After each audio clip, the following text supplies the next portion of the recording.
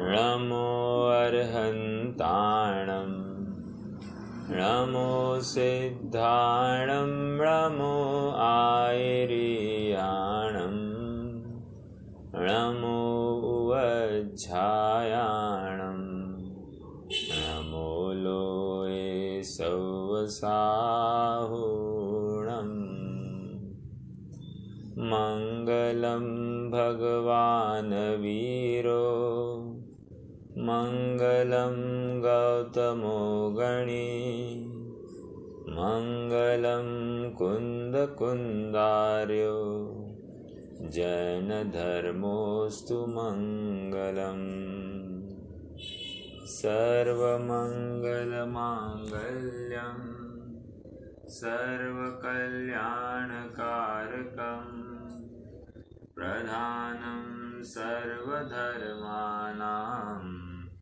जैनं जयतु शासनं जैनं जयतु शासनम्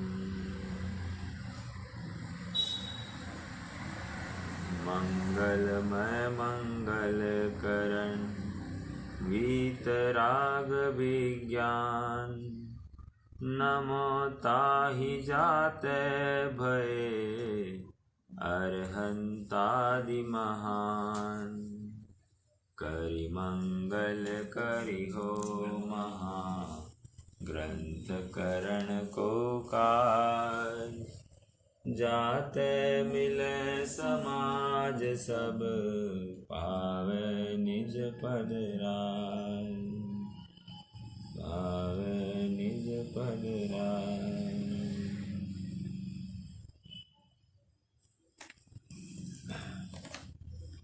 मोक्ष मार्गस्थ जीव निरंतर अपने लिए कोई न कोई आदर्श ढूंढा करता है और आदर्श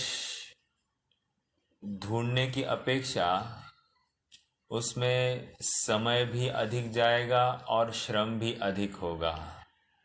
लेकिन यदि हम ही स्वयं आदर्श बन जाए तो विशेष कार्यकारी होगा, क्योंकि आदर्श ढूंढने में आदर्श मिलेगा ही, इसकी कोई भी शाश्वती नहीं है। लेकिन आदर्श तो निश्चित रूप से बना जा सकता है और इसीलिए आदर्श बनना है तो सहज रूप से हम तो आत्मा का आश्रय करें और आदर्श बन जाए। हम आदर्श बनेंगे तो सहज ही सबके लिए एक मार्गदर्शक के रूप में हम वहाँ पर खड़े हो सकते हैं। तो यही कार्यकारी है। आज हम वक्ता का स्वरूप देख रहे हैं और वक्ता कैसा होना चाहिए इसके 4 बिंदु हमने कल देखे थे। सर्वप्रथम ये बात आई कि जो वक्ता होता है वो जिन शास्त्रों का दृढ़ श्रद्धानी होना चाहिए,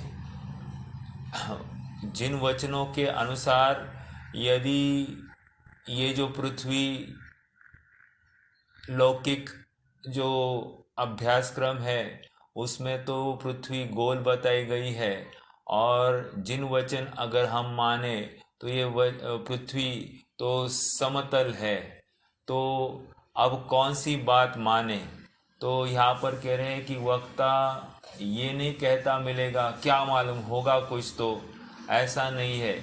जब जिन वचन में आए हैं तो इसी प्रकार है, अन्य प्रकार से नहीं, ऐसा दृढ़ श्रद्धान उसका बनेगा। लेकिन एक बात कहूँ, ये तो अप्रयोजनभूत बात है। प्रयोजनभूत बात में तो यथार्थ श्रद्धा होनी ही चाहिए, समझ में आया।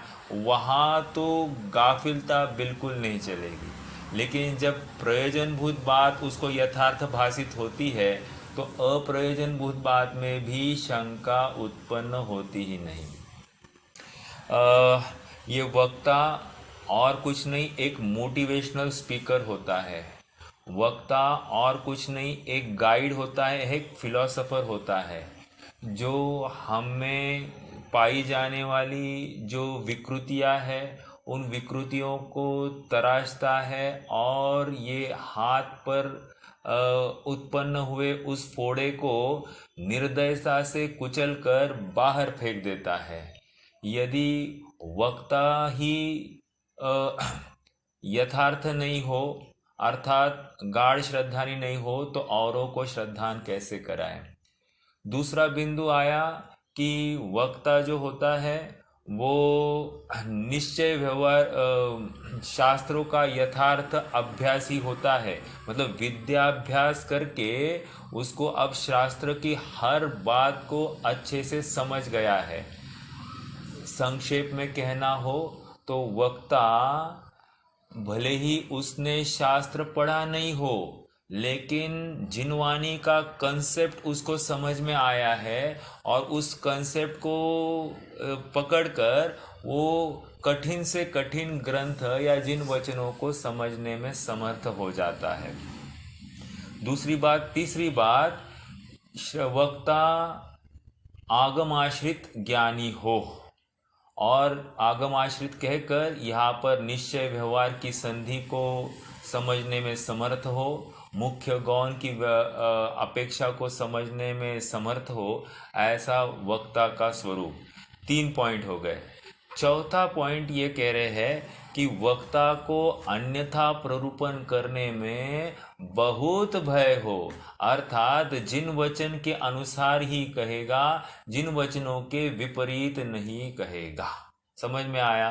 तो ये चौथा बिंदु हमने कल देखा, और उस चौथे बिंदु के लिए एक छंद सिद्धांत रत्नमाला का पंडित साहब ने यहाँ पर उद्धृत किया है कि वक्ता भले ही बहुत गुणवान हो और मंद कशाई हो, उसकी व्याख्यान करने की पद्धति बहुत अनुकूल हो, और ऐसा होते हुए भी यदि यह उत्सूत्र भाषी हो, जिन वचन से विपरीत कहता हो, तो इसको दूर से ही त्यागना चाहिए, क्योंकि ये उस मणि से युक्त सर्प के समान है जो निश्चित रूप से हमको डसेगा और डसकर हमारा भव में बुरा करेगा। यहाँ तक हमारी चर्चा कल हुई थी। अब 5वां बिंदु हम देखेंगे। 5वां बिंदु बहुत ही रोचक है और महत्वपूर्ण है। बिंदु इस प्रकार है कि अब पंडित साहब कहेंगे कि ये जो वक्ता होता है, वक्ता ये अर्थार्जन, मतलब अपनी जीविका के हेतु अर्थार्जन करने के लिए जिन वचनों को नहीं सुनाएगा। अब इस बिंदु को थोड़ा सा गौर से समझना है, क्योंकि इसमें बहुत बड़ी भ्रांति हो सकती है। भ्रांति इस प्रकार, जैसे फॉर एग्जाम्पल आज जितनी भी संस्थाएं चलती है, संस्थाओं में विद्वान अपने ज्ञान दान करते हैं, तो वो जो ज्ञान देते उसके बदले में संस्थाएं उनको रहने की व्यवस्था और साथ साथ उनको कोई ना कोई एक फिक्स अमाउंट महीने की उनको एक देय राशि करती है। तो प्रश्न ये खड़ा होता है कि क्या विद्वान को ये राशि लेनी चाहिए? क्या ये पंडित जी के अपेक्षा यहाँ पर आजीविका आदि लौकिक कार्य साधने की इच्छा है? समझ में आया? अपनी आजीविका के लिए हम जिन वचन को कहकर हम पैसे ले, क्या ये योग्य है? ये बात यहाँ से अब वे करने वाले। थोड़ा सा प्रकरण पढ़ते हैं और फिर थोड़ी सी इसमें विस्तार में अपन चर्चा भी करेंगे। देखो क्या कह रहे हैं। पुनश्च वक्ता कैसा होना चाहिए? पेज नंबर 15, तीसरा पैराग्राफ है। पुनश्च वक्ता कैसा होना चाहिए कि जिसको शास्त्र वांच कर आजीविका आदि लौकिक कार्य साधने की इच्छा न हो। क्योंकि कारण भी दे रहे हैं, क्योंकि यदि आशावान हो तो यथार्थ उपदेश नहीं दे सकता, उसे तो कुछ श्रोताओं के अभिप्राय के अनुसार व्याख्यान करके अपना प्रयोजन साधने का ही साधन रहे। क्या कह रहे? और दूसरा पॉइंट भी कह रहे। दूसरा पॉइंट क्या कह रहे? तथा श्रोताओं से वक्ता का पद उच्च है, ऐसा होने पर भी परंतु यदि वक्ता लोभी हो तो वक्ता स्वयं हीन हो जाए और श्रोता उच्च हो जाए। मतलब श्रोता वैसे वक्ता का पद ऊंचा और श्रोता का पद नीचा है, क्योंकि श्रोता सुनने आया है, वक्ता कहने वाला है। और यदि वक्ता किसी के द्वारा प्रभावित है तो वो यथार्थ कहने में समर्थ नहीं है। समझ में आ रहा है? जैसे एक बात है, कोई लड़की अपनी माँ से प्रभावित है तो माँ जिस प्रकार निर्देश करती है वैसे लड़की भी बोलती जाती है। मान लो कि माँ उसको गलत कोई बात सिखाए तो लड़की अपने ससुराल को नरक कर दे, और यदि माँ यथार्थ उसको समझ दिलाए तो लड़की अपने ससुराल को स्वर्ग बना दे। कहने की बात इतनी है कि प्रभावित अगर कोई लड़की है तो वो कितना अच्छा या बुरा कर सकती है। यहाँ तो बात ये कह रहे कि वक्ता यदि श्रोता से प्रभावित हो तो बहुत बड़ी तकलीफ हो जाएगी। तकलीफ ये हो जाएगी कि श्रोता में जो कोई दुर्गुण है वे दुर्गुण ये वक्ता निकालने में समर्थ नहीं होगा। क्यों? क्योंकि आज वो उन दुर्गुणों को उजागर करेगा तो उसे भय है कि ये मेरी आजीविका ही तोड़ देगा, मेरी आजीविका खत्म हो जाएगी। और इस भय से यदि कोई वक्ता यथार्थ निरूपण नहीं करता है तो वो उत्सूत्रभाषी ही हुआ है। उत्सूत्रभाषी मतलब उसने यथार्थ निरूपण नहीं किया है, भयाक्रांत है और ये लोभी हुआ वक्ता। अर्थात ये सांसारिक प्रयोजनार्थ अपनी आजीविका के लिए ये जिन वचनों का निरूपण कर रहा है, इसीलिए ये ढोंगी है। समझ में आया? तो ऐसा वक्ता काम का नहीं। जो श्रोता में दुर्गुण पाए जाते हैं उनको मुख पर कहने का सामर्थ्य जिसमें हो वही वक्ता होता है। और इसलिए कहते हैं वक्ता ही lives life like a king, मतलब लिव लाइफ किंग साइज। उसको किसी का भय नहीं है। ये आज हमको यहाँ से बोला तुम अपना बोरिया बिस्तर बांधो, ये निकल पड़ा। क्यों? क्योंकि वक्ता किसी की अधीनता स्वीकार नहीं करता है। वो एक ही की अधीनता अर्थात जिन वचनों की ही अधीनता स्वीकार है उसको, अन्य किसी की भी अधीनता उसे स्वीकार नहीं है। क्यों? क्योंकि उसे घबराना नहीं है। ज्ञान के लिए पिपासु जीव ज्ञान के पास आते हैं और यहाँ पर विपरीत बात कहकर अपना आर्थिक प्रयोजन साधना ये योग्य नहीं है। एक बिंदु ये हो गया। दूसरा बिंदु, मान लीजिए आजकल की परंपरा में वक्ताओं को घर घर पर भोजन कराया जाता है, तो यहाँ पर यह भी संभव है कि वक्ता यदि अनुकूल नहीं कहे श्रोताओं के तो उसके खाने में दिक्कत आ जाएगी या भोजन की व्यवस्था में दिक्कत आ जाएगी। ऐसा समझकर भी कोई वक्ता यथार्थ निरूपण नहीं करे तो कह रहे ये भी लोभी वक्ता है, सांसारिक प्रयोजनार्थ या आजीविका हेतु प्रयोजन से प्रभावित हुआ ये वक्ता है। तो ऐसा वक्ता कार्यकारी नहीं, शोभा को प्राप्त नहीं होता है। फिर और एक प्रश्न है, मान लीजिए कि कोई ट्रस्टी आदि बैठे हैं और कोई कठोर बात आए, उनके सामने ये कैसे कहे इसलिए वो बताए ही नहीं, तो भी ये प्रभावित ऐसा वक्ता है। ये वक्ता उस वक्तापने को सुशोभित नहीं होता है। या फिर ऐसा भी होता है, जैसे मान लीजिए कि मुझे विधान कराना है, तो विधान कराना है तो मैं आपने मुझे बुलाया और आप कहेंगे कि हमारे यहाँ पर विधान करना है, तो एक काम कर लो, मैं कहता हूँ 1,11,000 के बिना मैं आऊँगा नहीं। सब हमारी ताकत नहीं है, इतनी ताकत नहीं। तुम तो खाली मेरे 1,11,000 फिक्स करो, बाकी का काम सब मेरा, मैं सब समझ लूँगा। फिर वो क्या करेगा, वहाँ पर आकर बोलिया के लिए वहाँ के जो कोई लोग आएंगे उनको प्रेरित करेगा और बोलिया बुलवा बुलवा के बहुत पैसा इकट्ठा कराएगा।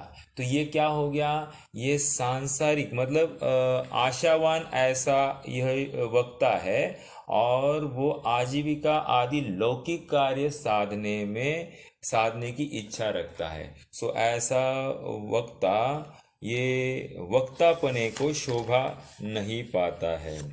देखो, एक रहीमन का दोहा है, पूरा दोहा नहीं मेरे पास, लेकिन जितना है उसमें मार्मिक बात है। देखो, रहीमन जगत बड़ाई की, कुक्कुर की पहचान, चाटई कभी काटई।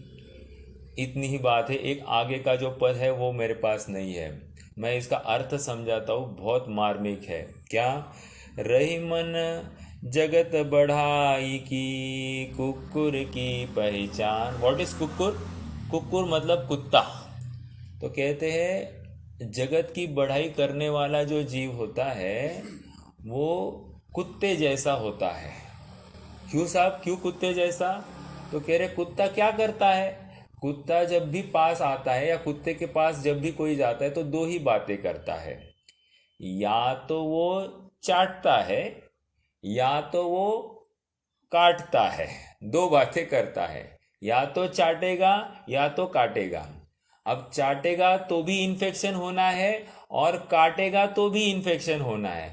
इसलिए ये जगत की बढ़ाई करने की जो कोई हमें जो अगर कोई गलत रीति नीति है, कह रहे वो कुत्ते जैसी रीति नीति है। समझ में आया? अर्थात यहाँ पर लोभीपने की मुख्यता से बात चलती है। लोभीपने की मुख्यता मतलब जो लोभ से युक्त है ऐसा ही जीव ऐसी जगत की बढ़ाई करता हुआ दिखाई देगा। एक मिनट। हाँ, तो ये एक बात हमने देखी कि वक्ता लोभी नहीं होना चाहिए। देखो, एक अकबर और बीरबल का प्रसंग भी हमारे सामने है। अकबर एक बार बीरबल को कहते हैं, बीरबल ये बैंगन बहुत बढ़िया है। तो बीरबल कहता है कि जी हुजूर जनाब, इसीलिए तो उसके ऊपर मुकुट रखा है। ओके, तो राजा खुश होता है। तो अगली बार उसको बैंगन एक बार अच्छा लगा, इसलिए दूसरी बार उसने फिर से ऑर्डर की। तो आज बैंगन खाकर राजा का पेट में दर्द हुआ। तो राजा ने बीरबल को कहा, बीरबल ये बैंगन बहुत खराब चीज़ है। तो बीरबल ने कहा, जी हुजूर बिल्कुल खराब है, इसीलिए तो उसका नाम बेगुन है, जिसमें कोई भी गुण नहीं पाए जाते हैं, बेगुन। तो राजा को आश्चर्य होता है। राजा कहता है, उस दिन तो तुम बहुत तारीफ कर रहे थे बैंगन की, आज तुम उसकी निंदा कर रहे हो, ये क्या बात हो गई? तो बीरबल कहता है, हुजूर मैं आपका सेवक हूँ, बैंगन का नहीं। कहने की बात, आपको जो अच्छा लगे मैं आपको कहूँगा तो मेरा काम बनेगा। मैं बैंगन की तारीफ करके या उसको कुछ करके वो तो मुझे कुछ देने वाला है, सैलरी तो आप देते हो। तो इसलिए तो ये कैसे हुआ, प्रभावित हुआ है। तो प्रभावित जब भी होता है तो उसकी नौकरी चाकरी करेगा। तो वैसे ही यहाँ पर यदि वक्ता किसी श्रोताओं से प्रभावित है तो वो तो उनकी नौकरी चाकरी करेगा। अर्थात वो ये समझेगा कि अब मैं ये नहीं बोलूँ, ये बोलूँगा तो ये मेरी नौकरी काट देंगे, तो मेरा तो फिर पत्ता कट हो जाएगा। ऐसा इस भय से कोई वक्ता जिन वचन कहता हो तो ये कह रहे हैं कि ये प्रभावित वक्ता है, आजीविका हेतु इसने सब प्रयोजन साधा है और ये आशावान है। ऐसा वक्ता समाज को प्रेरित करने में समर्थ नहीं है। यथार्थ वक्ता ये नहीं कहा जा सकता।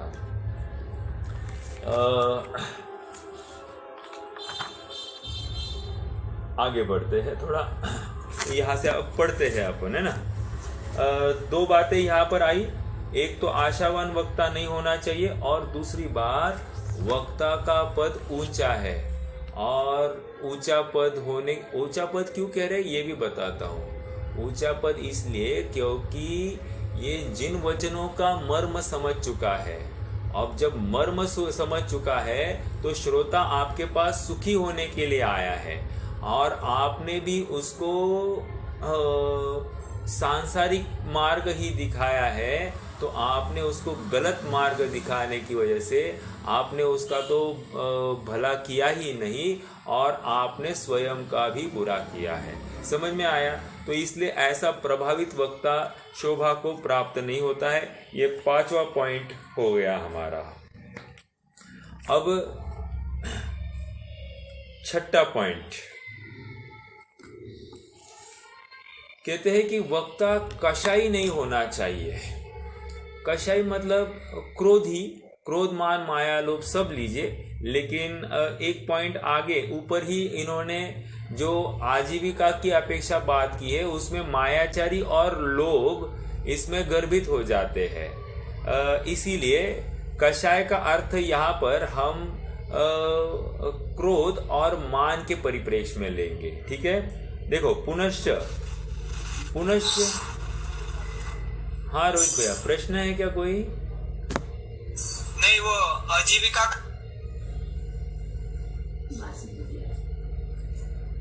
शास्त्रवाच्य आजीविका आदि लौकिक कार्य साधने की इच्छा न हो, लेकिन किसी वक्ता के पास कोई साधन ही न हो आजीविका का, तो उसने इसको ये बनाया, तो उसमें गलत क्या है? अच्छी बात है। देखो मैंने ये बिंदु खोला ही नहीं, अच्छा हुआ आपने प्रश्न किया। जैसे वक्ता कोई सैलरी लेता हो, संस्था में रहता हो, सैलरी लेता हो, तो सैलरी लेना ये कोई दोष नहीं है, क्योंकि उसका चरितार्थ तो चलना है कि नहीं चलना है, बिल्कुल चलना है।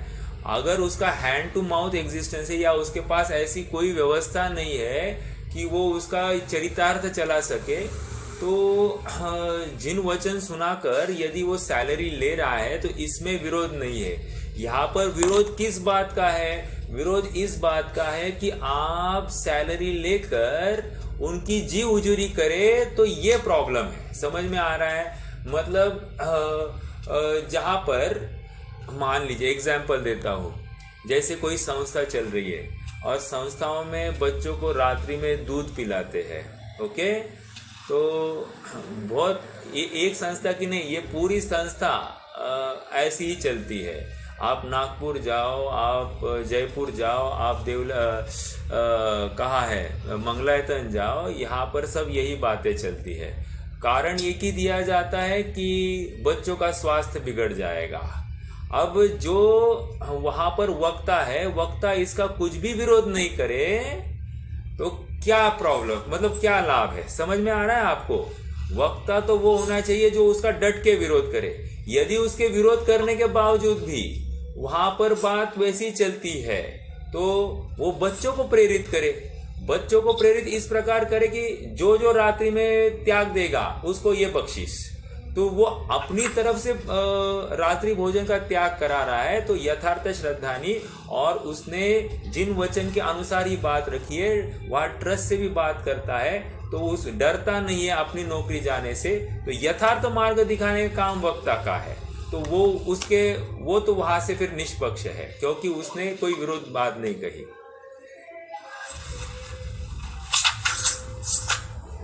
समझ में आ रहा है भैया? नहीं भैया जी, लेकिन वो सैलरी मतलब आजीविका का वो ये नहीं हुआ। जैसे उसने अगर आजीविका नहीं मिलती हो तो वो ये कार्य नहीं करेगा, ऐसा भी हो सकता है ना? अच्छा, आपका ये कहना है कि अगर वो आजीविका ना मिले तो वो ये कार्य नहीं करे। देखो, इसमें थोड़ा सा अपन विचार करते हैं। सामने वाला जिन धर्मी है और वो अगर जिन वचनों से प्रेरित या प्रभावित हुआ है, तो वो ऐसी अनीति नहीं करेगा कि विद्वान को इतना भी भूखा रखेगा, मतलब उसको उसका कुछ भी उसका योगदान लेकर वो उसको कुछ भी नहीं दे, ऐसा तो श्रोता संभव नहीं है। समझ में आ रहा है? मतलब वो लॉजिकली वो एग्जाम्पल बैठ नहीं रहा है। यहाँ तो ये बात चल रही है कि देवे, देखो आपको एक 2-3 एग्जाम्पल्स दूँ। जैसे डॉक्टर साहब को जब जयपुर लाया गया तो उनको प्रश्न पूछा, गोदिका जी वहाँ के ट्रस्टी थे, तो उन्होंने पूछा कि आपको क्या अपेक्षा है? तो इन्होंने कहा कुछ भी अपेक्षा नहीं। तो गोदिका जी ने उनको एक ही तसल्ली दी, आपको नमक रोटी की कमी नहीं होगी जीवन भर, ये मेरी जिम्मेदारी। और फिर डॉक्टर साहब ने भी उसी दिन एक प्रण कर लिया था कि मैं मेरी कमियां या मेरे पास कोई कमी है, मैं कभी भी इनको उजागर नहीं करूंगा या समाज को मैं उजागर नहीं करूंगा। देखो कितना स्वाभिमानी होता है वक्ता। उन्होंने इनको गारंटी दी नमक रोटी की, बस उसके आगे हमको कुछ नहीं। अब आप थोड़ा सा विचार कीजिए, नमक रोटी मतलब होता क्या है? नमक रोटी मतलब अपना हैंड टू माउथ एग्जिस्टेंस की बात है। 2 टाइम भोजन के अलावा और एक्स्ट्रा क्या है? नो एक्स्ट्रा लीजर्स, ओनली नमक रोटी। समझ में आ रहा है? और आज आप देख सकते हैं कि उन्होंने वे जहां पर भी जाते हैं चंदा तो मांगते ही नहीं है। यदि समाज को बहुमान आया तो समाज को कहते आप डायरेक्टली संस्था को संपर्क कीजिए और वहां पर आपको कौन सी राशि देनी वो उनको दे दीजिए। हम उसके कुछ भी पैसे के हम आपको प्रभावित करने के लिए यहाँ नहीं आए। हम तो जिन वचन कहने के लिए आए हैं, और यदि आप प्रभावित हुए हैं तो आप संस्था से कांटेक्ट कीजिए और संस्था को जो योगदान देना है सो आप दीजिए। हमारे साथ में पैसे का व्यवहार नहीं करना, तो ये आजीविका नहीं हो गई। समझ में आया? यदि वक्ता जाकर पैसा मांगता है तो फिर प्रॉब्लम है, बट फिर भी आप जो तर्क दे रहे हैं वो तर्क इतना युक्त नहीं दिखाई देता है कि वक्ता को वे पैसा ही नहीं दे, ऐसा तो दिखाई नहीं देता। आप उदाहरण उठाइए ना दूसरा, पंडित टोडरमल जी को कहा थे, वे थे सिंघाना में, सिंघाना से यहाँ पर लेके आए तो क्या किया? इतनी व्यवस्था की कि उनके नीचे 2-4 नौकर रखे, और नौकर भी इतने संपन्न थे कि उनके नौकरों के रूम में चांदी के बर्तन पाए गए। समझ में आ रहा है? नौकरों के रूम में चांदी के बर्तन पाए जाए, मतलब नौकर भी कितना संपन्न, नौकर को भी कितना संपन्न रखा होगा, इसका आपका अंदेशा होगा। कहने की बात इतनी है कि इतना जिन धर्मी इतना तो कृतज्ञ नहीं होगा कि वो सामने वाले का खून पी जाए और उसे कुछ भी नहीं दे। समझ में आ रहा है? आप थोड़ा सा ज्यादा सोच गए, बट फिर भी possibility is a possibility. For example अभी की हाल की बात श्रोता वक्ता का इतनी गारंटी लेता है कि आपको कुछ कमी नहीं होगी, लेकिन श्रोता खुद पे इतना कॉन्फिडेंस नहीं रहता कि मैं नहीं किया तो मेरा कुछ नहीं चलेगा। हाँ, नहीं इतना ही है कि अभी हाल ही की बात बताओ, कोविड में ऐसी कंडीशन हो गई, मंगलायतन जैसे स्थानों में 3-3 महीने 4-4 महीने सैलरी ही नहीं दी, या दी तो मान लो 20-25 हज़ार जो कोई सैलरी होगी तो 10-10 हज़ार ऐसी सैलरी दी गई है। ये मतलब आपकी जानकारी के लिए बताओ, मतलब ऐसा भी हुआ है। मतलब अब क्या कर सकते हैं? तो इस केस में वहाँ के वक्ता या जो कोई वहाँ पर अपना योगदान दे रहे हैं, वो बिल्कुल अपनी जो हैंड टू माउथ एग्जिस्टेंस है, अपनी ज़रूरतें कम करके वहाँ पर सेवा दे रहे हैं। तो जैसी ज़रूरत है, आपात का समय है, उस समय में इन्होंने भी स्वयं को अपने आप को सीमित किया है, सहयोग किया ही किया है संस्था को।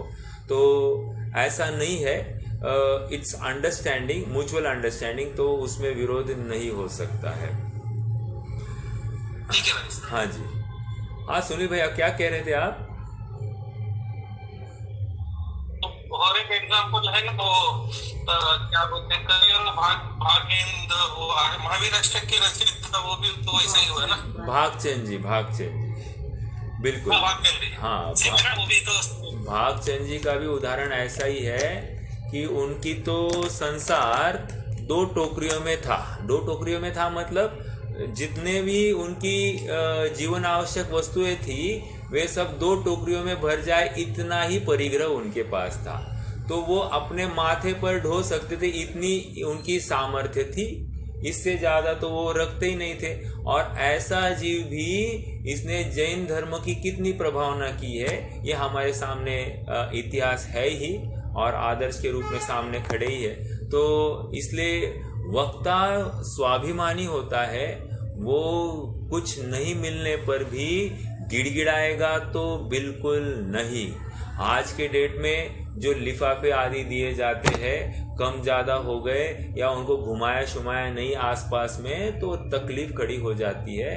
ऐसा वक्तापने को शोभा नहीं देता है, ये यहाँ से कह रहे हैं। मतलब ये बहुत विचारणीय बिंदु है, ज्वलंत बात है कि वक्ता की थोड़ी सी भी कमी कर दी तो तकलीफ है। यहाँ तक कोई ब्रह्मचारी है और ब्रह्मचारी को भोजन में कुछ कम ज्यादा हो जाए, वो तो ये मान बैठा है कि मुझे खिलाना समाज का कर्तव्य है, ऐसा अगर मान ले तो ये तकलीफ हो गई। आशावान हो गया है ब्रह्मचारी वो, और वो आजीविका आदि लौकिक कार्य साधने की इच्छा रखता है।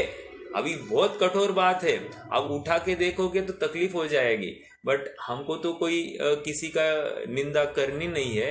हमको तो यथार्थ बात पंडित जी क्या कहना चाह रहे ये बात हमको समझनी है, और फिर हम हमारे लिए समझ ले, बिकॉज इसमें विरोध नहीं है। क्योंकि ब्रह्मचारी उसका गुणस्थान कौन सा है? गुणस्थान उसका चौथा गुणस्थान, मैक्सिमम हुआ तो 5वां गुणस्थान, और कौन सा आगे बढ़ना है। और 5वें गुणस्थान की व्यवस्था करना समाज ने करना, ऐसा कोई ठेका लिया जिनवानी में तो नहीं आया है कि समाज ने करना चाहिए। हाँ, समाज को बहुमान आए वे कराए वो अलग बात, लेकिन समाज ने करना ही चाहिए ये बात कहाँ से लाई? ओके, आपने आपकी भूमिका या इतनी नहीं थी तो आपने एक्सपेक्टेशंस क्यों रखी, और आप आशावादी हुए हैं तो आप कषाय के पात्र हो गए, आप दुखी होने वाले हो। ये समझ में आ रहा है क्या? अर्थात वितरागता का पोषण नहीं हुआ आपके ब्रह्मचर्य धारण करके। आपने जिस प्रयोजन से ब्रह्मचर्य धारण किया है वो कार्यकारी नहीं हुआ, क्योंकि आप तो कषायवान हो गए, और ये बात यहाँ पर बैठती नहीं है। देखो एक बात और बताओ, ये तो हो गया, अगले प्रकरण में वो बात आने वाली, तो उसको पढ़ते हैं एक बार और फिर समझेंगे। पुनश्च वक्ता कैसा होना चाहिए? मिल रहा है आप सब मेरे साथ है? पुनश्च वक्ता कैसा होना चाहिए कि जिसके तीव्र क्रोध मान नहीं हो, क्योंकि तीव्र क्रोधी मानी की निंदा होगी, श्रोता उससे डरते रहेंगे, तब उससे अपना हित कैसे करेंगे? बहुत बड़ी बात, मतलब कह रहे हैं कि यदि श्रोता बहुत गुस्सेल हो तो सभा साफ हो जाती है, कोई आता ही नहीं, ये डांटते फटकारते रहते हैं, ये तो कुछ सुनते ही नहीं, हमको कुछ समझाते ही नहीं, बस कुछ भी प्रश्न किया तो इतना भी नहीं आता, ऐसा भी नहीं है, ये इतना तो समझना चाहिए, ऐसा कहकर सामने वाले का थोड़ा सा अपमान करा दे और अपनी बड़ाई हो जाए, ऐसे कोई 2-4 वचन बोल दे तो कह रहे ऐसा वक्तापने के लिए शोभित नहीं है। क्रोधी बिल्कुल नहीं होना चाहिए या मानी बिल्कुल नहीं होना चाहिए, अपने ज्ञान का मान नहीं होना चाहिए और वो किसी का अपमान भी नहीं करे, ऐसा वक्ता होना चाहिए। समझ में आया? क्यों? श्रोता डरेंगे, डर के मारे प्रश्न नहीं करेंगे तो जिन वचनों का भाव नहीं समझेंगे, और भाव नहीं समझेंगे तो फिर हम यहाँ पर इकट्ठे क्यों हुए हैं? इकट्ठे होने का कोई प्रयोजन ही नहीं दिखाई देता है। इससे अच्छा टाटा बाय बाय करो, क्योंकि कषाय का कारण तो बनना नहीं चाहिए। जिनवानी है, जिनवानी कषाय का कारण नहीं बनती है। ओके, और यहाँ पर कषाय हुए सो ये जिनवानी के अनुकूल बात नहीं रही, तो वक्ता जो है वो क्रोधी तथा मानी नहीं होना चाहिए। आइए पंडित साहब क्या कह रहे हैं वो भी देखते हैं। श्रोता उससे डरेंगे तब उससे अपना हित कैसे करेंगे। 1 मिनट, जस्ट होल्ड।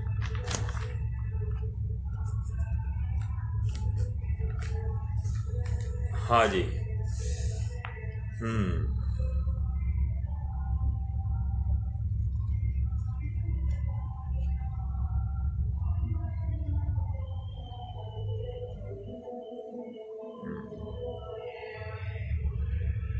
ठीक है, चलिए आगे बढ़ना है। अगला पॉइंट देखते हैं। कितने पॉइंट हो गए? 6 पॉइंट हो गए वक्ता के गुणों के संबंधी।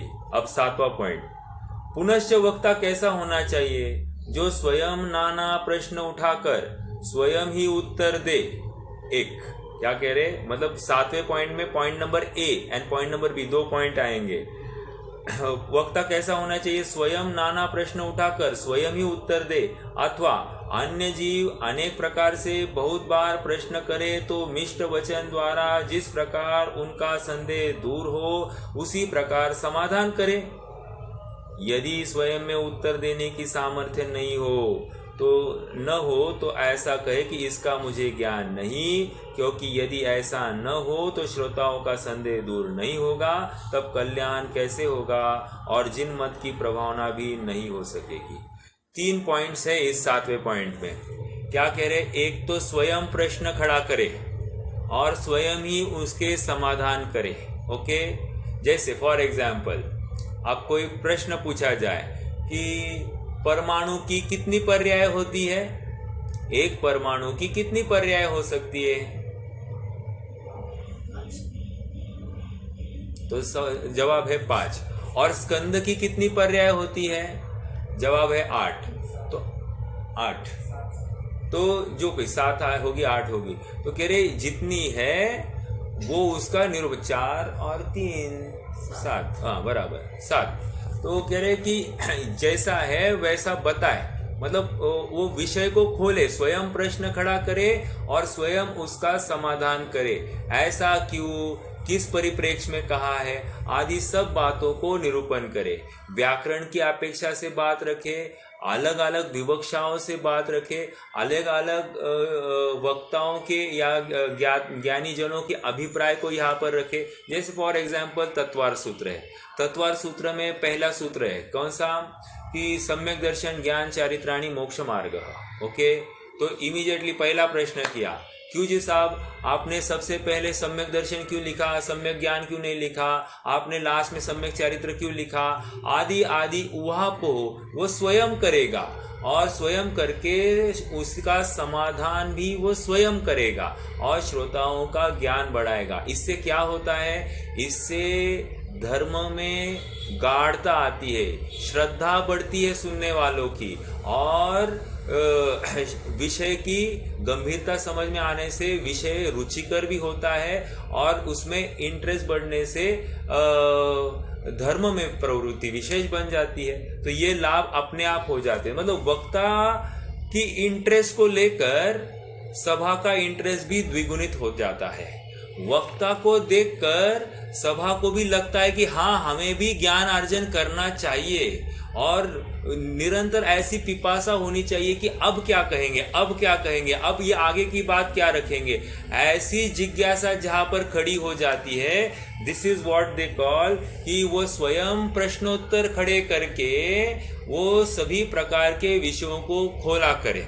समझ में आ रहा है? तो ऐसा अभी देखो पंडित साहब भी इसी पर्टिकुलर शैली का उपयोग उन्होंने पूरे ग्रंथ में किया है और इस शैली को विवेचनात्मक शैली कहते हैं। कौन सी? विवेचनात्मक।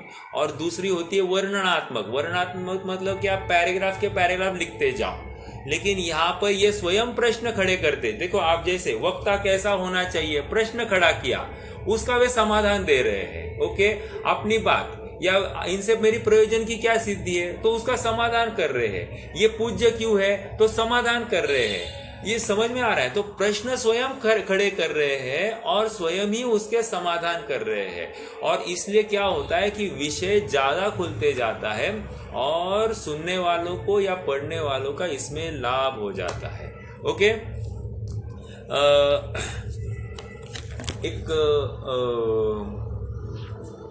मतलब वक्ता की जो ये शैली होती है कि प्रश्नोत्तरी, वो विषय को कैसे प्रस्तुत करे, ये भी एक बात उसमें होनी चाहिए।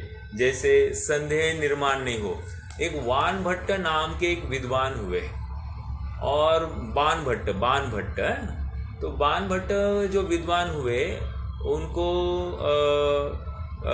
अंतिम समय था, तो अंतिम समय उनको कोई ग्रंथ लिखने का विकल्प बना, तो लिखने चालू कर दिया और उतने में उनको प्रतीत हुआ कि अपनी आयु अब अल्प है, अब मैं इस ग्रंथ को पूरा नहीं कर पाऊंगा। तो उनको प्रश्न खड़ा हुआ कि मैं किससे मेरा ग्रंथ पूरा कराऊं या किसको। जैसे धरसेन स्वामी को प्रश्न हुआ कि मैं मेरे ज्ञान की विषय वस्तु किसी को योग्य जीव को दूं, तो वैसे इनको भी प्रश्न खड़ा हुआ। तो उन्होंने अपने दोनों पुत्रों को सामने बुलाया और उनकी परीक्षा की। देखो ज्ञानी जीव कैसे होते हैं, वे परीक्षा किए बिना उसके ऊपर उत्तरदायित्व नहीं डालते हैं। पहले परीक्षा करते हैं, उसके योग्य है ऐसा निश्चित करते हैं और फिर उसके ऊपर जिम्मेदारी डालते हैं। तो उन्होंने अपने पुत्र को बुलाया और पुत्र को बोला कि बेटा वो सामने जो दृश्य है उसका आप निरूपण करना। तो पहले पुत्र ने कहा शुष्कम काष्ठे तिष्ठति अग्रे। क्या कहा? शुष्कम काष्ठे तिष्ठति अग्रे। ओके, मतलब एक सूखी हुई पेड़, सूखा हुआ पेड़ सामने तिष्ठ मतलब खड़ा हुआ दिखाई दे रहा है। ओके, ये इतनी बात पहले ने कही। दूसरा पुत्र आया, दूसरे पुत्र ने कहा नीरस तरुवर विलसति अग्रे। तो क्या नीरस मतलब क्या? अब वो खत्म हो गई है उसमें बात। तरुवर, देखो तरुवर मतलब अभी एक ने कहा एक लकड़ी है, दूसरे ने कहा तरुवर, लेकिन तरुवर कैसा है? नीरस है।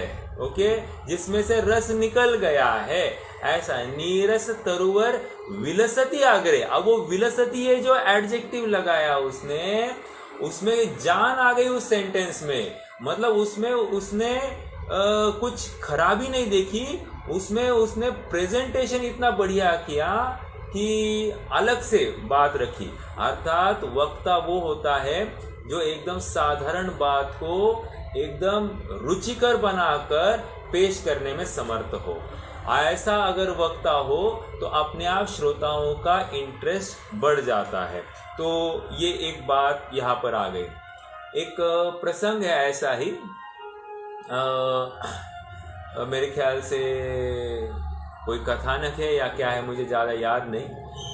बात यह है कि एक राज दरबार का ज्योतिष था और उस ज्योतिष को किसी कारणवश अन्य गांव जाना था। तो राजसभा में उसकी जगह कौन अटेंडेंस लगाएगा, ये प्रश्न खड़ा हुआ।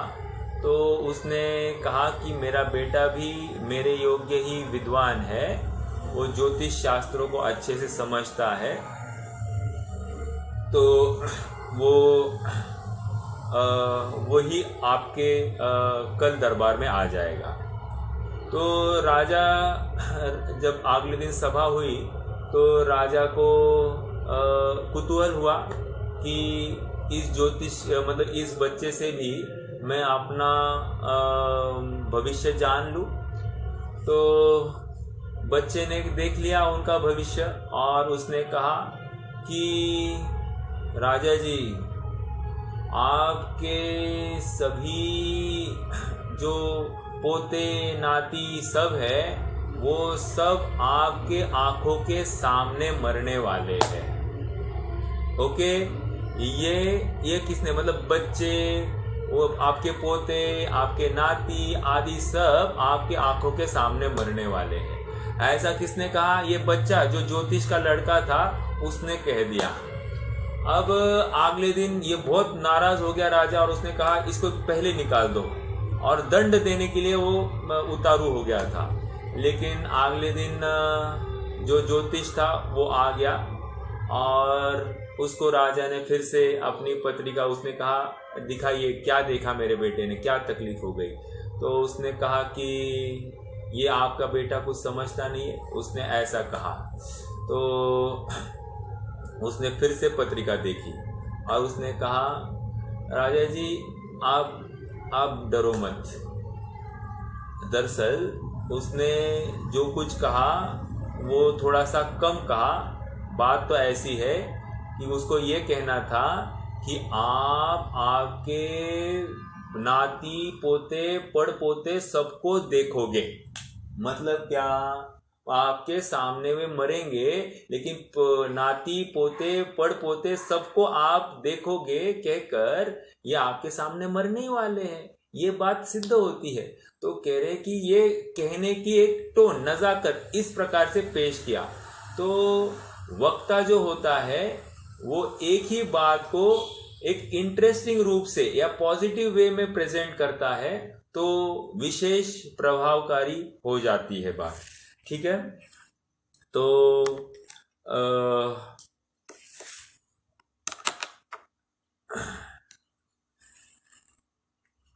ये और एक पॉइंट हो गया कि वक्ता जो होता है ये प्रश्न अर्थ सब स्वयं प्रश्न खड़ा करता है, श्रोताओं के संदेह दूर करता है और तब तक मिष्ट वचन में करता है। देखो, कषाय से युक्त होकर नहीं कह रहे हैं, मिष्ट वचन मतलब शांत चित्त से होकर वो श्रोताओं के समाधान करता है। नहीं तो क्या होगा, अगर मिष्ट वचन नहीं करे तो या ऐसे ही उसको कहे कि अपन एक काम करेंगे, अपन सभा के बाद में चर्चा करेंगे, अभी सभा का बहुत समय जा रहा है, तो ये कहकर क्या होता है कि उसने थोड़ा सा निग्लेक्ट किया ऐसा भाषित होता है, लेट डाउन किया ऐसा भाषित होता है। तो अपने आप सामने वाले की रुचि फिर आगे के विषय में कम हो जाती है। तो जब तक उसका समाधान नहीं हो तब तक आगे नहीं बढ़ता है। ये वक्ता का गुण बताया गया है। ओके, देखो ऐसे भी बहुत बार होता है, जैसे श्रोता ने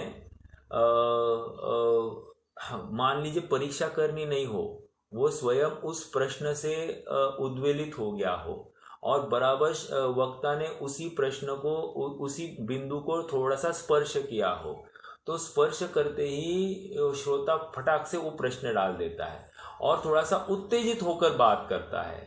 बात उत्तेजित इसलिए कर रहा है क्योंकि उसको उस ज्वलंत विषय ने बहुत काल तक सताया है और उसको समाधान नहीं मिल रहा है। अब वक्ता को उसकी उत्तेजना देखकर थोड़ा सा भय सा लग जाए तो भी वो ठीक नहीं है। वक्ता तो शांत चित्त हो, धीर गंभीर हो और श्रोता की हर समस्या को समझने के लिए समर्थ हो। यदि ये एट्रीब्यूट्स, ये क्वालिटीज नहीं होगी तो ये प्रभाव करने में समर्थ नहीं होगा, अर्थात जिन शासन की प्रभावना करने में समर्थ नहीं होगा। ये बात यहां से आई। अब अगला बिंदु देखते हैं,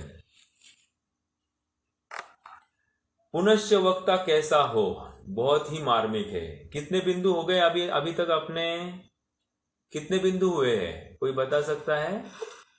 7 बिंदु और उसमें भी।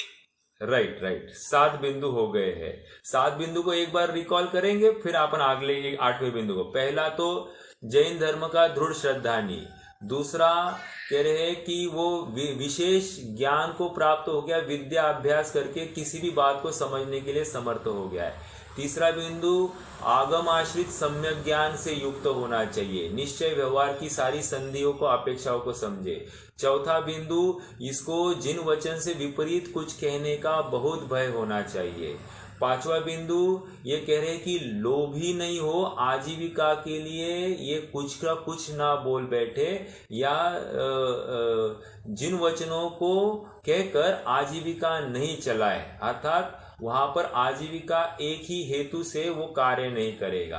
5 बिंदु हो गए। छठा बिंदु ये कह रहे हैं कि वो कषाय से युक्त नहीं हो, अर्थात क्रोधमान उसमें नहीं हो, क्योंकि क्रोधी होगा तो श्रोता भय से युक्त होंगे, और भय से युक्त होंगे तो वे उनका समाधान नहीं कर पाएंगे, प्रभावना नहीं हो पाएगी। और सातवां बिंदु ये है कि वो स्वयं प्रश्न करेगा, स्वयं उसके समाधान करेगा, या श्रोता में से किसी ने कोई प्रश्न किया हो तो उस प्रश्न का however silly it the question में भी उसका समाधान करके जब तक सामने वाले का मिष्ट वचनों के माध्यम से समाधान नहीं करता है तब तक आगे नहीं बढ़ता है। ओके, तो ये 7 बिंदु हो गए। अब 8वां बिंदु देखते हैं। पुनश्च वक्ता कैसा होना चाहिए। आप नोट कर रहे हैं ना सब जगह पर, पुनश्च वक्ता कैसा होना चाहिए, पुनश्च वक्ता कैसा होना चाहिए, कितना एम्फेसिस है उस पॉइंट के ऊपर। आप थोड़ा सा, एक मनोविज्ञान है, वक्ता वक्ता वक्ता मतलब वक्ता के एट्रीब्यूट्स कैसे होने चाहिए, तो ये इसके लिए कितना फोकस है पंडित साहब का, और उनके दिलो दिमाग में वक्ता की जो प्रतिमा है, या वक्ता की एक एसओपी कहो आज के डेट में, उसके क्या क्या होने चाहिए, जो जरूरी बातें हैं जिसके माध्यम से वो यथार्थ रूप से मार्गदर्शन को कराएगा, वो सब बातें कितनी क्लियर है ये यहाँ से समझ में आ रही। देखो आगे, पुनश्च वक्ता कैसा होना चाहिए, जिसके अनीति रूप लोक निंद कार्यों की प्रवृत्ति न हो, क्योंकि लोक निंद कार्य से वह हास्य का स्थान हो जाए, तब उसका वचन कौन प्रमाण करे। एक मैं आपको छोटी सी बात बताऊं। मैं अभी हाल ही में किसी संस्था में गया था नासिक में, तो वहाँ पर एक विद्वान है, और वे क्या करते पता है आपको, वहाँ पर वे कबूतरों को दाने डालते हैं, और पूरा जो ओपन स्पेस है वहाँ पर दाने बिखेर देते हैं। दाने मतलब ज्वार बाजरा सब डालते रहते हैं, और इसको लेकर अब वहाँ पर इतना वो कबूतरों का प्रकोप फैल गया है जहाँ तहाँ कबूतर दिखाई देने लग गए हैं। कहने की बात यह है कि ये कार्य कैसा लग रहा है आपने को, नहीं जीव दया का है। अरे जीव दया नहीं, ये तो लोक निंदता है। आप संस्था में रहकर आप जिन धर्मों की प्रभावना करने की अपेक्षा आप कैसे साधारण कार्यों में आपका जीवन जा रहा है, और है स्वयं ब्रह्मचारी, और आपका जीवन कैसे एकदम साधारण कार्यों में जिसके लिए कोई वैल्यू नहीं, और शास्त्री हुआ जीव है, अच्छे अच्छे ज्ञानियों से पढ़ा हुआ जीव है, और कैसे छोटे कार्यों में, ओछे कार्यों में उसका समय व्यर्थ कर रहा है। एक एक समय अपना इतना बहुमूल्य है, और ये कबूतर आदि के लिए अपना समय बर्बाद कर रहा है। ये कौन से वक्ता को शोभित करेगा। अर्थात एक एक समय वक्ता का बहुत मूल्यवान है, उसे स्वयं अपने समय की कीमत नहीं है तो और क्या उसके समय की कीमत करेंगे। तो कहने की बात यह है, लोक निंद कार्य नहीं करें। ये तो मैं साधारण बात कर रहा हूं, ये तो एक छोटा निंद कार्य हो गया। लोक निंद कार्य मतलब ये वक्ता लव मैरिज नहीं करे, या फिर किसी के पास विकारी दृष्टि से नहीं देखे, या फिर किसी का शील हरण हो, ऐसी कोई गलत कार्य नहीं करे, आदि आदि जितनी भी बातें हैं ये सब लोक निंद कार्य में। या फिर चोरी करे नहीं, चोरी करने का उपदेश नहीं दे, या फिर किसी को गलत मार्ग पर ले जाने का कोई भी उपदेश नहीं करे, इसको लोक निंद कार्य में ले लेना। मतलब कुलवान होना चाहिए। अगर कुलवान नहीं हो तो ये सब गलत कार्य ही कर बैठेगा। इसलिए वक्ता लोक निंद कार्य में प्रवृत्ति नहीं करे, है ना। तो एक नीति वचन आता है, बहुत बढ़िया वचन है। पंडिते भ्रष्टेश्चारित्रे बठारश्च तपोधने शासनम जिनचंद्रस्य निर्मलम मलिनीकृतम। मैं इसका अर्थ बताऊंगा क्या है, पहले एक बार फिर से श्लोक पढ़ता हूं। पंडिते भ्रष्टेश्चारित्रे बठारश्च तपोधने शासनं जिनचन्द्रस्य निर्मलं मलिनीकृतं। कह रहे जिन शासन जो अत्यंत निर्मल था उसको मलिन करने का कार्य किसने किया है? कह रहे वह पंडित जो भ्रष्ट हुआ है एक, और दूसरा एक बठर तपोधन। बठर तपोधन मतलब क्या? जो शुष्क ज्ञानी है। शुष्क ज्ञानी इन द सेंस तप में प्रवृत्ति करता है लेकिन शुष्काभासी है, उसको अन्य किसी से कुछ भी प्रयोजन नहीं है, मात्र थोड़ी सी क्रिया में धर्म मान बैठा है और उसी में अटका हुआ है। वो भी इस जिन मतलब चंद्र के समान निर्मल जिन शासन को उसकी अप्रभावना करता है, मलिन करता है। और दूसरा एक भ्रष्ट पंडित जो होता है वो भी इस जिन शासन की अप्रभावना करता है। कहने की बात इतनी है कि इनके माध्यम से कोई भी गलत कार्य की परंपरा चले, ये कभी भी यह वक्ता नहीं चाहेगा। देखिए, वक्ता को सुना कम जाता है। कम जाता है का अर्थ मैं समझाऊंगा, लेकिन वक्ता को देखा ज़्यादा जाता है। अर्थात ये कैसा चलता है, कैसा बोलता है, इसका जीवन कैसा है, सभी बातें काउंट की जाती है। थोड़ा सा भी श्रोताओं को अलग से दिखाई दे तो वक्ता शोभापने को प्राप्त नहीं होता है। मैं आपको एक घटना सुनाता हूँ और फिर आप समझना कि मतलब सामने वाले के की सोच कैसी हो जाती, कितना बारीकाई देखता है श्रोता वक्ता में, आप थोड़ा सा समझ जाओगे। देखो, मैं किसी जगह पर गया था भोजन के लिए, और भोजन के लिए गया तो मैं वहाँ पर मौन रखकर ही भोजन कर रहा था। वे चर्चा करने लगे और मैंने कोई उसका उत्तर नहीं दिया। भोजन के पश्चात वहाँ के जो भाई थे जिनके यहाँ भोजन हुआ, उन्होंने कहा कि अमुक बहुत बड़े विद्वान का नाम लिया। अमुक विद्वान तो है, वे तो मौन नहीं रखते, वे तो बोलते हैं। तो मैंने कहा कि वे बोलते हैं, इसका मतलब ये जिन शासन प्रमाणित या जिन वचन प्रमाणित बात नहीं हुई। वे बोलते होंगे, शायद वो उनकी कमजोरी होगी, लेकिन इसका मतलब ये नहीं है कि हमें बोलना चाहिए। हमें तो वही करना चाहिए जो धर्मानुकूल हो। तो हमारी गुण ग्राहकता है और किसी के दोषों को उजागर करने की बात नहीं है। हम तो यहाँ पर गुणों के पिपासु हुए हैं, हम तो गुणों को ग्रहण करेंगे। यदि आपको ये बात अच्छी लगी है तो आप उसे ग्रहण कर लेना, और यदि अच्छी नहीं लगी, वो बात अच्छी लगी है, तो आप विचार करते रहना कि क्या योग्य है और क्या अयोग्य है। तो इस प्रकार हर जगह पर हमें अपना विवेक रखना चाहिए।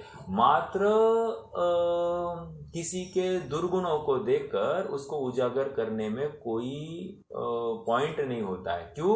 क्योंकि फिर हम अच्छी बातों से चूक जाएंगे। कि कुछ कुछ बातें ऐसी होती कि शायद उनको गौण भी किया जा सकता है। ठीक है, अगर हो तो बहुत ही अच्छा है, लेकिन कहीं कहीं गौण किया तो भी चल जाता है।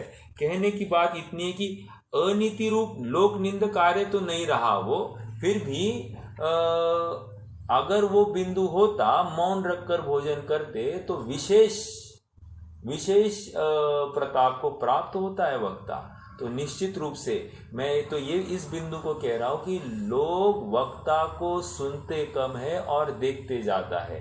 कैसे उठते हैं, कैसे बैठते हैं, कैसे चलते हैं, कैसे बोलते हैं, आदि सब बातें इनकी अनुकरण के योग्य मानी जाती है। इसलिए जितना जितना वक्ता के समीप आते हैं उतने उतने अपना ऑब्जर्वेशन बढ़ता है, अपने में भी अनुकूल ऐसे कोई न कोई उनके गुण आते जाते हैं। ओके, तो ये एक बात, ये कौन सा बिंदु हो गया? 8वां बिंदु, अनीति रूप लोक निंद कार्यों की प्रवृत्ति ना हो, क्योंकि लोक निंद कार्यों से वह हास्य का स्थान हो जाए। मतलब बहुत बड़ी है, मतलब इंटरकास्ट मैरिजेस या कोई प्रेम प्रकरण करता हो और वक्ता वहाँ पर गद्दी पर बैठता हो, ये नहीं चलेगा, नहीं चलेगा, ये लोक निंद कार्य है ना।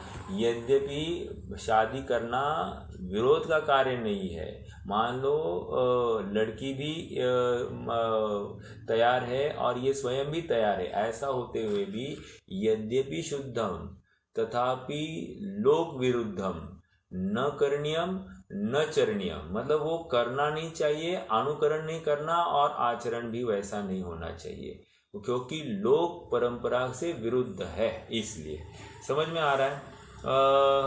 लोक निंद कार्य से हास्य का स्थान हो जाए तब उसका वचन कौन प्रमाण करे, वह जिन धर्म को लजाए, मतलब जैन धर्म की वहां पर अप्रतिष्ठा होती है, समझ में आ रहा है।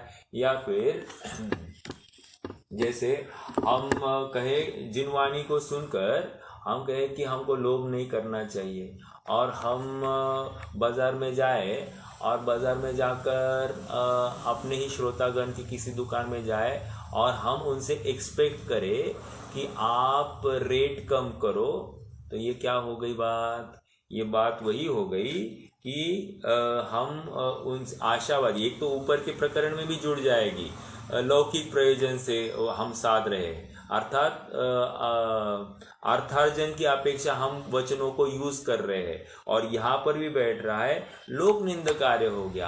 आपने ऐसा एक्सपेक्ट ही किया है, सो गलत ही किया है, ये निंदा का कारण बन जाता है। ओके, क्योंकि लोका सांगे ब्रह्म ज्ञान स्वयं मात्र कोरडे पाषाण, मतलब औरों को तो ज्ञान झाड़ने में आगे और स्वयं में एक भी बात का कोई भी ठिकाना नहीं, सो ये वक्ता को शोभित नहीं करता है, ऐसी बात यहाँ पर आ रही।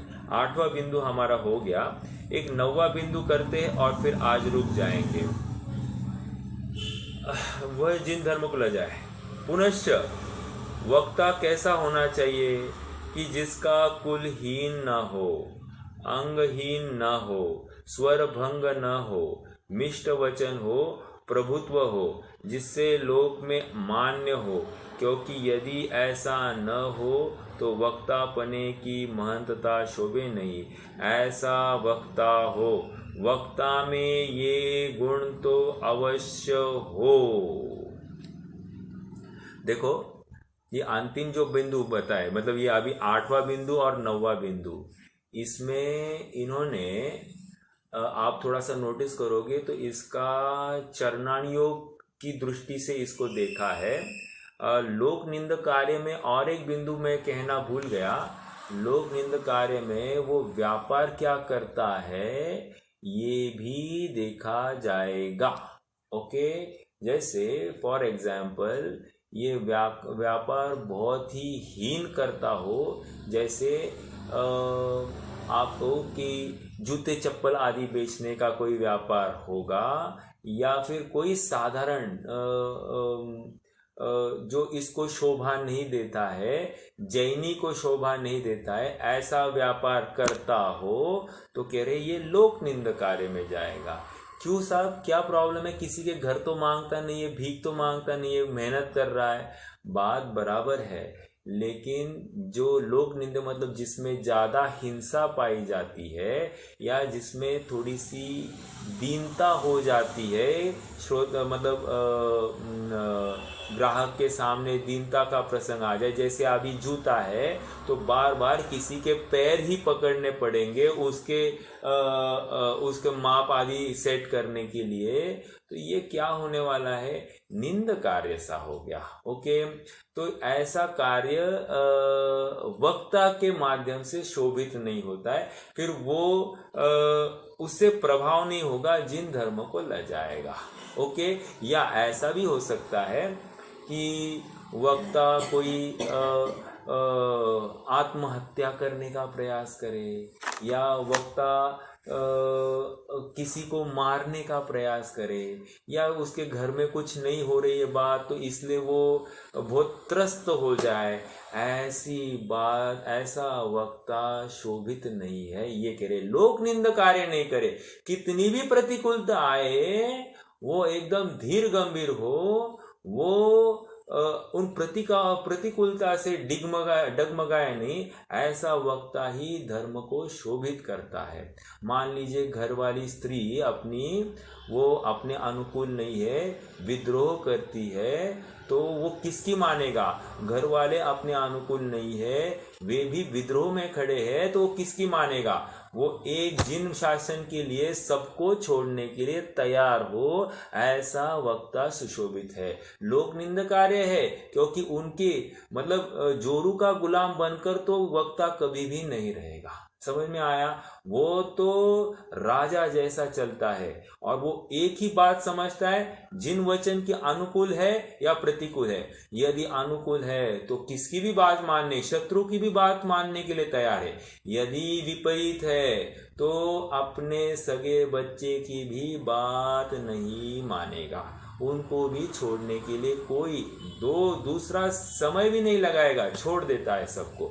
जिन वचन के आगे कोई नहीं। देखो, ये मुसलमान लोग होते हैं ना, मुसलमान भाई, उनके दुकानों पर लिखा रहता है, हे नमाज तेरे नहीं, हे दुकान तेरे लिए नमाज के लिए मैं तुझे छोड़ सकता हूँ, पहला स्टेटमेंट। फिर दूसरा, हे नमाज तेरे लिए मैं दुकान तक को छोड़ सकता हूँ। जब दुकान छोड़ दिया तो बाकी बीवी बच्चे सब आ ही गए। मतलब कितना समर्पण है उनका अपने एक उनके मत के अनुसार चलने में, उसकी बात यहाँ पर। तो हम कैसे कहेंगे, हे जिनवानी तेरे लिए मैं सबको, इस शरीर तक को छोड़ सकता हूँ। ओके, हम तो एक कदम आगे बढ़ने वाले, हम थोड़ी उनके जैसे। हम तो शरीर तक को छोड़ सकते हैं, क्योंकि शरीर भी तो व्याधि का मंदिर है। आज एक है तो कल दूसरी खड़ी होने वाली। आज सर में दर्द है तो कल आंखों में, कल कानों में, फिर कल कंधे में, कभी छाती दर्द हो रही, कभी पेट दर्द कर रहा है, कभी जांघे में, कभी पैर में। कहाँ दर्द नहीं है, हर जगह पर दर्द है। समझ में आ रहा है? आज क्या है तो कल क्या है, तो ये व्याधि का मंदिर है। तो इसलिए हे जिनवानी तेरे लिए मैं इस शरीर को छोड़ सकता हूँ, और हे शरीर जिनवानी के आगे तेरे लिए कोई मायने नहीं रखता, तू मेरे लिए कोई मायने ही नहीं रखता। ऐसा सच्चा वक्ता होता है, लोक निंदे नहीं होगा। वो बिल्कुल नहीं कहेगा आज मेरा सर दर्द है मैं आज नहीं आता हूँ। ये काम नहीं चलेगा। सर दर्द हो तो भी यहाँ पर बैठा हुआ दिखाई देगा। दिस इज वक्तापना। क्यों? क्योंकि जिन वाणी की प्रभावना करनी है, उसे थोड़ी अपनी बात कहनी है। जिन वचन को इतने लोग अगर आतुरता से आए हैं तो वो बिल्कुल वो अपनी हजारों तकलीफों को गौन करके यहाँ पर जिनवाणी की गद्दी पर बैठकर वो निरूपण करेगा। तो इतना दृढ़ श्रद्धानी ये वक्ता होना चाहिए। 9वां पॉइंट हम कल देखेंगे, आज समय हो गया है तो कल 9वें पॉइंट से आगे बढ़ाएंगे। बहुत अच्छा प्रकरण है ये, अत्यंत विचारणीय प्रकरण है। और मैं फिर से दोहराता हूँ कि वक्ता मतलब not only the person who is vocating this particular जिन वचन। हम सब वक्ता है।